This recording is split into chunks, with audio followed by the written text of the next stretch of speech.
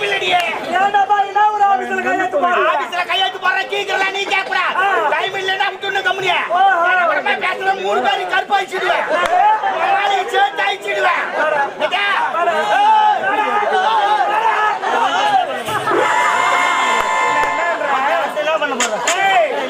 அதிக பேசாதே. ஜூஸ் புஞ்சிரவே. குடிச்சிட்டு போ. குடிச்சிட்டு போய் எனக்கு செகண்டா போது அது போறது போ. நீ பீஸ் போன பல்பு. பீஸ் போன உடனே எரி வச்சுக்கிட்டு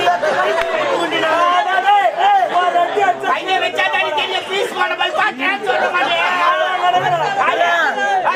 ஒரு அடி அச்சா